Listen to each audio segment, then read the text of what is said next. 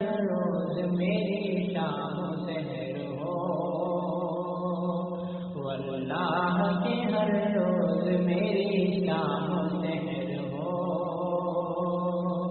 نعتوں میں میری عشق محمد کا سر ہو۔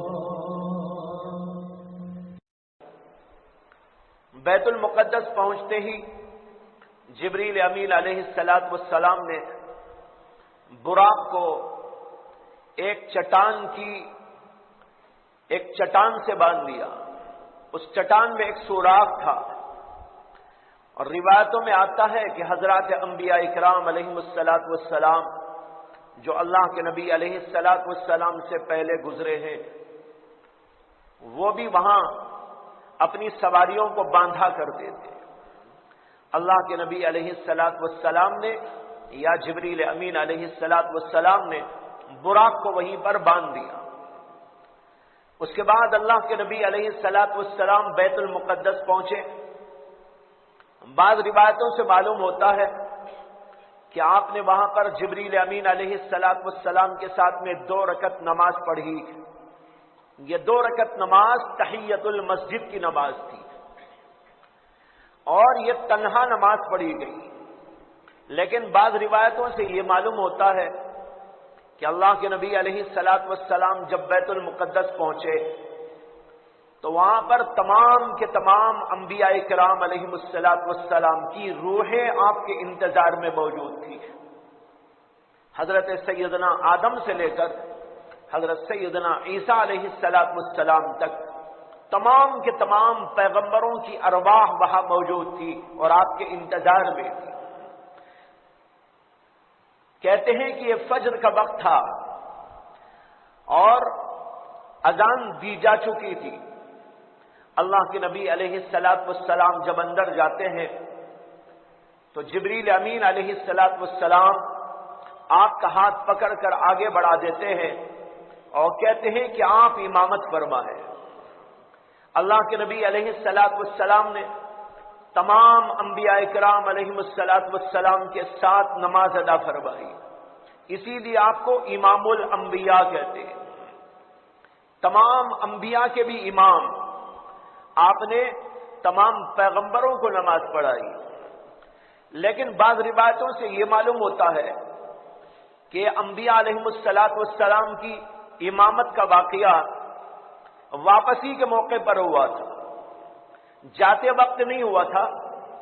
جب آپ واپس ہو رہے تھے آسمانوں کی سیر کرنے کے بعد، تو آسمانوں کی سیر کے بعد پھر آپ بیت المقدس ہی تشریف لائے، اور انبیاء کی روحیں اس وقت آپ کا انتظار کر رہی تھی، اور آپس میں انبیاء علیہم السلام کے اندر یہ بحث ہو رہی تھی کہ ہماری امامت کون کرے گا۔ اتنے میں اللہ کے نبی علیہ السلام تشریف لائے تو تمام پیغمبروں نے کہا کہ آپ ہی اس کے مستحق ہیں، لہذا آپ آگے بڑھے۔ تو بہرحال روایتیں دونوں طرح کی ہیں، اور دونوں روایتیں صحیح درجے کی ہیں۔ اس لیے علماء نے اس سلسلے میں بعض نے اس روایت کو ترجیح دی اور بعض نے اس روایت کو ترجیح دی، لیکن اس میں کوئی تخالف کی بات نہیں۔ واقعہ ایک پیش آیا، یا تو پہلے پیش آیا یا بعد میں پیش آیا۔ جب اللہ کے نبی علیہ السلام بیت المقدس نماز سے فارغ ہوئے تو پھر آسمانوں کی سیر کے لیے آپ کو تیار کیا گیا۔ آسمان پر جانے کے لیے آپ کو کون سی سواری دی گئی تھی، اس کے بارے میں بعض روایتیں یہ بتاتی ہیں کہ براق ہی پر آپ سوار کر کے اوپر گئے تھے، لیکن بعض روایتیں یہ بھی بتاتی ہیں کہ براق بیت المقدس تک کے لیے تھا۔ اس کے بعد جب آسمانوں پر جانے کا نمبر آیا تو آپ کے لیے ایک سیڑھی لائی گئی، اس کا نام روایتوں میں ہے معراج۔ اس واقعے کو بھی معراج اسی لیے کہتے ہیں۔ عربی کے اندر معراج کے معنی آتے ہیں سیڑھی، عروج کا آلہ، اوپر چڑھنے کا آلہ، اوپر چڑھنے کا جو آلہ ہوتا ہے اسی کا نام ہمارے یہاں سیڑھی ہے. سیڑھی کے ذریعے آدمی اوپر جاتا ہے. لیکن وہ سیڑھی ایسی نہیں تھی کہ جیسے عام سیڑھیاں ہوتی ہیں. اللہ کے نبی علیہ الصلوۃ والسلام فرماتے ہیں کہ اس کی خوبصورتی اور اس کی رونق بیان نہیں کی جا سکتی. اس قدر حسین اور جمیل وہ سیڑھی تھی. اور اس کو آج یوں سمجھ لیجئے جیسے کہ لفٹ ہوتی ہے. لفٹ میں آدمی کو کھڑا کر دیا جاتا ہے یا خود کھڑا ہو جاتا ہے اور وہ سیڑھی اسے لے کر خود ہی اونچے درجوں پر پہنچا دیتی ہے. اسی طرح اللہ تعالیٰ نے نبی اکرم صلی اللہ علیہ وسلم کے لیے ایک سیڑھی بنائی. اس سیڑھی میں آپ کو سوار کرایا گیا اور اس کے ذریعے آپ پہلے آسمان پر پہنچ گئے.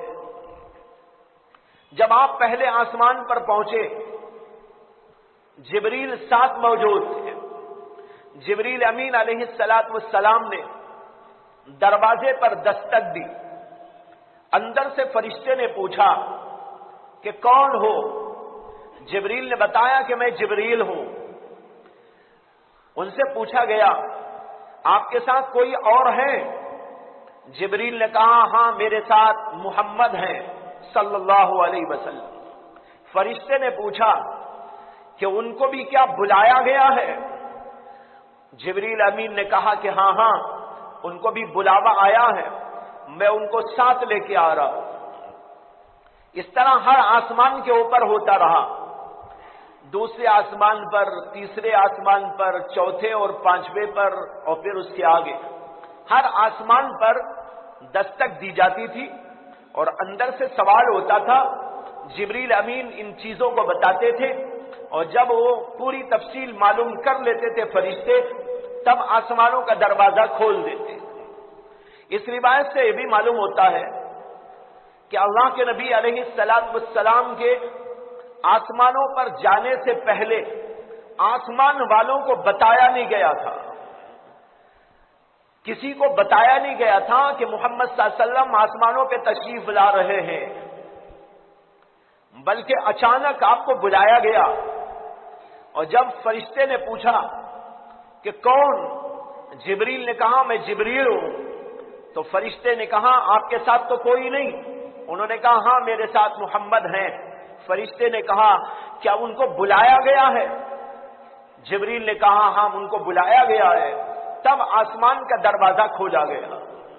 اس سے معلوم ہوتا ہے آسمانوں کے دروازے ہیں اور دروازوں پر سیکیورٹی موجود ہے. ہر کس و ناکس اس میں جا نہیں سکتا. جب فرشتے سے بھی پوچھا جا رہا ہے اور فرشتے کو بھی پوچھ کر معلوم کرنے کے بعد اندر داخلہ دیا جا رہا ہے اور محمد صلی اللہ علیہ وسلم کے لیے بھی پوچھ تاچھ کرنے کے بعد آسمانوں میں بلایا جا رہا ہے تو معلوم ہوا بڑی زبردست سیکیورٹی فورسز وہاں پر موجود ہے.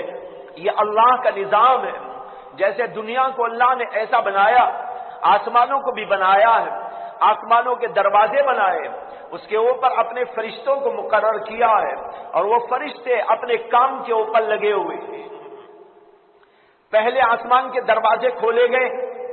اللہ کے نبی علیہ الصلوۃ والسلام اندر پہنچے.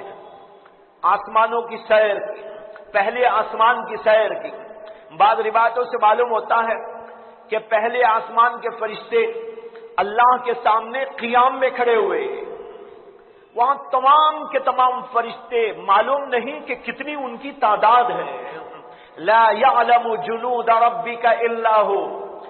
اللہ تعالیٰ کے لشکر کی تعداد کتنی کسی کو معلوم نہیں، اللہ ہی جانتا ہے. اس نے کتنے فرشتے پیدا کیے. پہلے آسمان پر فرشتوں کی بھرمار اور سارے کے سارے فرشتے پہلے آسمان کے قیام کی حالت کے اندر ہیں. اللہ کے نبی علیہ السلام وہاں پر گئے، وہاں کا انداز دیکھا، مختلف چیزیں وہاں کی آپ کو دکھائی گئی اور پہلے آسمان پر حضرت سیدنا آدم علیہ السلام سے بھی ملاقات ہوئی. حضرت آدم علیہ السلام ایک جگہ پر بیٹھے ہوئے تھے ٹیک لگا کر اور آپ کی داہنی جانب اور بائیں جانب دونوں طرف کچھ صورتیں نظر آ رہی تھی. حضرت آدم علیہ السلام جب داہنی طرف والوں کو دیکھتے تھے تو رونے لگتے تھے، اور جب ان کی نگاہ بائیں طرف والوں پر پڑتی تھی، دائیں طرف والوں کو دیکھتے تھے تو ہنسنے لگتے تھے، اور جب بائیں طرف والوں کو دیکھتے تھے تو پھر رونے لگتے تھے۔ جبریل امین علیہ السلام نے اللہ کے نبی علیہ السلام کو متعارف کرایا۔ جب اللہ کے نبی علیہ السلام نے حضرت آدم سے ملاقات کی تو انہوں نے کہا مرحبا بالابن الصالح والنبی الصالح، مرحبا ہو، استقبال کرتا ہوں آپ کا نیک بیٹے کا، نیک نبی کا۔ ابن کے معنی آتے ہیں بیٹا، چونکہ اللہ کے نبی بھی حضرت آدم ہی کی نسل اور انہی کی اولاد، اس لیے فرمایا مرحبا بالابن الصالح والنبی الصالح، یہ استقبال کیا۔ اور پھر اس کے بعد اللہ کے نبی علیہ السلام کو دوسرے آسمان کی طرف لے جایا گیا، اسی طرح سوال و جواب ہوا اور آپ دوسرے آسمان پر چلے گئے۔ دوسرے آسمان کے تمام فرشتے وہ سب کے سب رکوع کی حالت میں۔ کہتے ہیں علماء کہ ایک آسمان کے فرشتوں کو اللہ نے ایک عبادت میں لگایا، وہ ہے قیام۔ دوسرے آسمان کے فرشتوں کو اللہ نے رکوع میں لگایا، وہاں سب کے سب فرشتے رکوع کی حالت میں۔ اور تیسرے آسمان کے اوپر جو فرشتے ہیں وہ فرشتے قومے کی حالت میں، یعنی رکوع سے بعد اٹھ کر کھڑے ہوئے، ان کا اور کوئی کام نہیں، نہ وہ سجدہ کرتے ہیں نہ وہ رکوع کرتے ہیں، بس کھڑے ہوئے ہیں۔ قیام کی حالت میں تو ہاتھ باندھا جاتا ہے، قومے کی حالت کے اندر ہاتھ چھوڑ کر کھڑے ہوتے ہیں۔ اور پھر اس کے بعد ایک آسمان کے فرشتے سجدے کی حالت میں، پہلے سجدے کی حالت میں، اس کے بعد والے فرشتے سجدے سے اٹھ کر بیٹھنے کی حالت میں، اس کے بعد والے فرشتے دوسرے سجدے کی حالت میں، اس کے بعد والے فرشتے پھر بیٹھنے کی حالت میں۔ اس طرح ایک ایک آسمان کے فرشتوں کو اللہ نے ایک ایک قسم کی عبادت کے اندر لگایا، اور ہم کو جو نماز عطا کی اور اللہ کے نبی کو معراج ہی کے اندر وہ عطا فرمائی گئی، وہ نماز تمام کی تمام چیزوں کی جامع ہے، سب کا مرکب ہے۔ اس کے اندر رکوع بھی ہے، اس کے اندر سجدہ بھی ہے، اس کے اندر قومہ بھی ہے، اس کے اندر قیام بھی ہے، اس کے اندر جو ہے اس کے اندر قعود بھی ہے، اس کے اندر جلسہ بھی ہے۔ یہ ساری کے ساری چیزوں کو ملا کر اللہ نے ہم کو اور آپ کو ایک عبادت دے جس کا نام ہے نماز۔ تو بہرحال اللہ کے نبی دوسرے آسمان پر گئے، دوسرے آسمان پر بعض انبیاء علیہ السلام سے ملاقات ہوئی، اور وہ تھے حضرت سیدنا یحییٰ علیہ السلام اور حضرت سیدنا عیسیٰ علیہ السلام۔ حضرت یحییٰ اور عیسیٰ یہ دونوں دوسرے آسمان پر ملاقات کرتے ہیں، اور اللہ کے نبی علیہ السلام کو مرحبا مرحبا کہہ کر یاد کرتے ہیں، استقبال کرتے ہیں۔ وہاں جو دکھانا تھا وہ دکھایا، اور پھر اللہ کے نبی علیہ السلام تیسرے آسمان پر گئے۔ تیسرے آسمان پر حضرت سیدنا یوسف علیہ السلام سے ملاقات ہوئی۔ اس سے آگے جب پڑھتے ہیں تو ایک آسمان پر حضرت ادریس علیہ السلام سے ملاقات ہوئی، اور پھر اس سے آگے بڑھتے ہیں تو حضرت ہارون علیہ السلام سے ملاقات ہوئی، اور پھر چھٹے آسمان پہ گئے تو وہاں پر حضرت سیدنا موسیٰ علیہ السلام سے ملاقات ہوئی، اور پھر ساتویں آسمان پر گئے تو وہاں پر حضرت سیدنا ابراہیم خلیل اللہ علیہ السلام سے ملاقات ہوئی۔ حضرت ابراہیم سب سے اوپر والے آسمانوں میں دیکھے جاتے ہیں، وہاں پر وہ ایک جگہ پر ٹیک لگا کے بیٹھے تھے۔ اللہ کے نبی علیہ السلام نے ملاقات کی، انہوں نے بھی یہ کہہ کر اللہ کے نبی کا استقبال کیا، مرحبا بالابن الصالح والنبی الصالح۔ ابن اس لیے کہا کہ ہمارے نبی علیہ السلام حضرت سیدنا ابراہیم خلیل اللہ علیہ السلام ہی کی نسل اور اولاد میں سے، ان سے ملاقات ہوئی۔ حضرت ابراہیم علیہ السلام نے نبی اکرم صلی اللہ علیہ وسلم سے فرمایا، آپ کی امت کو میرا سلام سنا دینا۔ जवाब दे दीजिए सब मिलकर, अलैका वालैहिस्सलाम। हजरत सैयदना इब्राहीम अलैहिस्सलाम ने आसमानों से हमारे नबी अलैहिस्सलाम के जरिए तमाम उम्मत मुहम्मदिया को सलाम भेजा है। और फिर उसके बाद में कहा कि मेरा ये पैगाम भी सुना देना कि जन्नत चटियल मैदान की तरह है, जो वो अमल करेंगे तो उनकी जन्नत बनेगी। एक सुभान अल्लाह बोलने पर, एक अल्हम्दुलिल्लाह बोलने पर, जिक्र तिलावत करने पर, नमाज और रोजा रखने पर, दीगर इबादत और भलाइयों के करने पर उनकी जन्नत तैयार होती जाएगी। मतलब यह था उनका कि अगर अपनी जन्नत बनाना हो तो अमल करना होगा, नमाज पढ़ना होगा, जिक्र और तिलावत करना होगा, अल्लाह को याद करना होगा, नेकियों और भलाइयों के काम करना होगा। जब यह सब कुछ करोगे तो तुम्हारी जन्नत अल्लाह तुमको अता करेंगे। ये मतलब इसका नहीं है कि जन्नत में कुछ नहीं है, वो चटियल मैदान की तरह है। ये समझाने के लिए है, यूं समझो जैसे कि एक चटियल मैदान हो, अगर आप वहां पर अपनी कुछ इमारत बनाना चाहते हैं, मेहनत करना होता है और मुजाहदा करना होता है, अपने आप को लगाना पड़ता है और अपनी मेहनत के साथ कुछ और चीजें उसके अंदर लगाई जाती हैं, तब जाकर वहां घर तामीर होता है, तब जाकर तुम्हारी इमारत और महल बनता है। इसी तरह अगर तुम चाहते हो तुम्हारी जन्नत अल्लाह तुमको अता करे तो तुमको मेहनत करना होगा, मुजाहदा करना हो। अल्लाह के नबी अलैहिस्सलाम ने सातों आसमानों की सैर की और वहां जो कुछ के देखना था उसको देखा और फिर उसके बाद सातवें आसमान से ऊपर चले। सातवें आसमान से ऊपर एक जगह है जिसका नाम है सिदरतुल मुंतहा। सिदरतुल मुंतहा क्या है? कहते हैं कि बेरी का एक दरख्त है और उसकी जड़ छठे आसमान से शुरू हो जाती है और बढ़ते बढ़ते बढ़ते बहुत ऊपर सातवें आसमानों से ऊपर चली गई। अल्लाह के नबी अलैहिस्सलाम सातवें आसमान से ऊपर सिदरतुल मुंतहा तक पहुंचते हैं। सिदरतुल मुंतहा को सिदरतुल मुंतहा इसलिए कहते हैं कि सिदरा के माने तो आते हैं बेरी या बेरी का दरख्त, मुंतहा के माने इंतहा, यानी जहां पर फरिश्तों की भी इंतहा हो जाती है, फरिश्ता वहीं तक जा सकता है। जिब्रील जैसा अजीम फरिश्ता वो भी सिर्फ सिदरतुल मुंतहा तक जा सकता है। उससे आगे का जो इलाका है उस इलाके के अंदर कोई फरिश्ता भी नहीं जा सकता, वो अर्श का इलाका कहलाता है। ये सिदरतुल मुंतहा से आगे, सिदरतुल मुंतहा तक फरिश्तों की आमद और रफ्त बंद हो जाती है। जो कुछ अल्लाह को अहकाम देने होते हैं वो सिदरतुल मुंतहा तक पहुंचाए जाते हैं।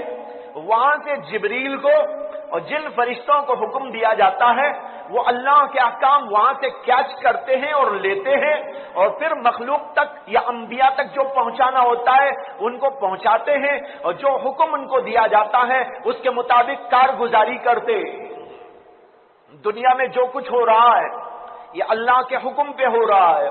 अल्लाह के फरिश्ते इन कामों पे लगे हुए हैं, कहीं बारिश के बरसाने पर, कहीं हवाओं के चलाने पर, कहीं किसी को उजाड़ने पर, कहीं किसी के बनाने पर, कहीं किसी की पैदाइश पर, कहीं किसी को मौत देने पर। यह अल्लाह के फरिश्तों का एक निजाम अल्लाह ने बना रखा है, उसके मुताबिक उनको हुक्म दिया जाता है और फरिश्ते उसको लेते हैं। लेकिन ये अल्लाह के पास जाके नहीं लेते, सिदरतुल मुंतहा में अहकाम आते हैं, वहां से ये फरिश्ते उसको कैच करते हैं, वहां से लेते हैं और उसके मुताबिक अमल करते हैं। इसलिए इसका नाम रखा गया सिदरतुल मुंतहा। यह दरख्त इंतहाई हसीन और खूबसूरत है और उसके ऊपर अल्लाह के फरिश्ते मौजूद हैं और वो फरिश्ते ऐसे हसीन और जमील, ऐसे खूबसूरत और ऐसे रंग बरंग के फरिश्ते। अल्लाह के नबी अलैहिस्सलाम फरमाते हैं कि देखने पर आंखें चकाचौंध हो जाती। मैंने उनको देखा, मैं उनका हुस्न اور ان کی خوبصورتی بیان کرنے پر قدرت نہیں رکھتا۔ اللہ کے نبی کہتے ہیں میں بیان ہی نہیں کر سکتا کہ وہ کیسے حسین و جمیل تھے اور وہاں کا منظر کیسا حسین و جمیل تھا۔ یہ سب کچھ وہاں دیکھا اور پھر اس کے بعد آپ سے کہا گیا کہ آپ کو اس سے بھی اوپر جانا ہے۔ یہاں تک جبریل امین علیہ السلام آپ کے ساتھ موجود تھے، پہلے آسمان تک بھی تھے، دوسرے پر بھی تھے، تیسرے اور چوتھے، وہ پانچویں وہ ساتویں پر بھی تھے، یہاں تک کہ سدرۃ المنتہا تک آئے تو وہاں پر بھی جبریل امین علیہ السلام آپ کے ساتھ موجود تھے۔ اب آپ سے کہا جاتا ہے کہ اب آپ کو اور اوپر جانا ہے، اور وہ ہے وہ مقام جس کا نام ہے مستوی۔ مستوی ایک جگہ جو سدرۃ المنتہا سے آگے، کہتے ہیں کہ میرے سامنے مستوی کو ظاہر کیا گیا۔ جب میں وہاں پر پہنچا تو میں نے صریف الاقلام کو سنا۔ صریف الاقلام کا ترجمہ ہے کہ قلم اور پین کے چلنے کی آواز، لکھنے کی آواز ہوتی ہے نا، آپ کاپی پہ جب لکھتے ہیں قلم کے ذریعے تو کاپی پر لکھنے سے ایک آواز پیدا ہوتی ہے، سر سر سر سر، اس سرسراہٹ کو کہتے ہیں عربی کے اندر صریف الاقلام۔ اللہ کے نبی کہتے ہیں کہ میں جب اس سے اوپر گیا تو وہاں پر صریف الاقلام کی آواز مجھ کو سنائی دی۔ یہ اللہ کی تقدیر کا قلم ہے، جہاں تقدیریں لکھی جا رہی ہیں، اور لکھی ہوئی تقدیروں کو بنا کر جسے جو حکم دینا ہے فرشتوں کو وہ حکم دیا جاتا ہے۔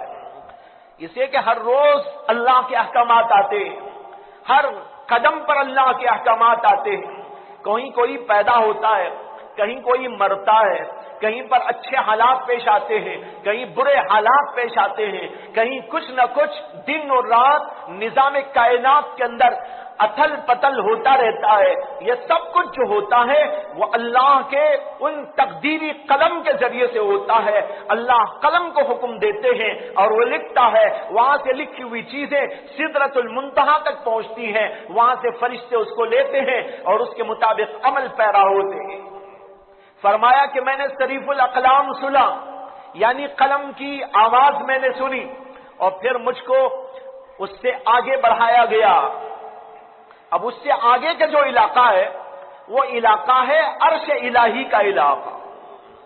اب وہ عرش الہی کے علاقے میں کوئی نہیں تھا، ہو بھی نہیں سکتا تھا، اس لیے کہ وہاں کسی انسان کے یا کسی فرشتے کے جانے کا سوال ہی نہیں پیدا ہوتا۔ یہ محمد الرسول اللہ صلی اللہ علیہ وسلم کا مقام ہے کہ آپ کو اس سے بھی اوپر کے علاقے میں پہنچایا گیا۔ اب اس کے بعد یہ نہیں بتایا گیا روایتوں کے اندر کہ اللہ کے نبی علیہ السلام نے عرش کو دیکھا یا نہیں دیکھا، عرش کے دیکھنے یا نہ دیکھنے، اس کے بارے میں روایتوں کے اندر کچھ نہیں آیا ہے، اور جو روایتیں اس سلسلے میں آئی ہیں وہ انتہائی ضعیف ہونے کی وجہ سے علماء نے ان روایتوں کو مانا نہیں ہے۔ البتہ علماء کے نقطہ نظر یہاں پر مختلف ہیں۔ بعض علماء کہتے ہیں اللہ کے نبی علیہ السلام نے عرش کو بھی دیکھا، اور بعض علماء کہتے ہیں کہ اس کا ذکر جب نہیں آیا تو ہم اس کے بارے میں کچھ نہیں کہہ سکتے۔ اسی طرح ایک اختلاف علماء کا یہاں پر یہ ہے، اللہ کے نبی علیہ السلام جب آگے بڑھے تھے تو اللہ تبارک و تعالیٰ کا دیدار آپ کو ہوا تھا کہ نہیں ہوا؟ صحابہ میں سے حضرت عائشہ صدیقہ، حضرت ابو ہریرہ اور حضرت امیر معاویہ اور کچھ صحابہ کرام وہ ہیں جو کہتے ہیں کہ اللہ کے نبی علیہ السلام وہاں پر تشریف تو لے گئے تھے لیکن دیدار اللہ کا آپ کو نہیں ہوا۔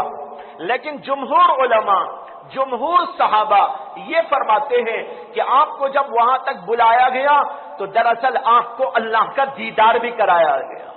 اکثر بیشتر صحابہ یہی کہتے ہیں، اکثر بیشتر علماء یہی کہتے ہیں، اکثر بیشتر تابعین و تبع تابعین یہی کہتے ہیں، اکثر ائمہ کرام یہ بھی اسی بات کے قائل ہیں، اللہ کے نبی علیہ السلام کو اللہ کا دیدار ہوا۔ لیکن اس کی کیفیت کیا تھی، اس کا انداز کیا تھا، یہ تو ظاہر بات ہے ہم بھی آپ اس کے اوپر کوئی تبصرہ نہیں کر سکتے، ہم اور آپ اس کے بارے میں کچھ لب کشائی نہیں کر سکتے۔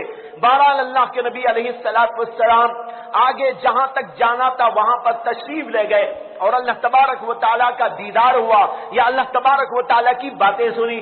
باتیں سننے میں تو کوئی اختلاف نہیں ہے، دیدار کے بارے میں اختلاف ہے۔ باقی اللہ سے ہم کلامی ہوئی، اگر اللہ سے ہم کلامی دنیا میں ہو سکتی ہے کہ انسان کی، جیسے کہ حضرت سیدنا موسیٰ علیہ نبینا علیہ السلام دنیا میں تھے، کوہ طور پہ تشریف لے جاتے تھے اور وہیں سے اللہ سے ہم کلامی ہوتی تھی، تو اگر اللہ کے نبی آسمانوں پہ جائے اور عرش کے علاقے میں پہنچ جائے اور وہاں اللہ کے نبی علیہ السلام اللہ سے ہم کلامی کرے تو اس کے اندر آخر تعجب کی کیا بات ہے؟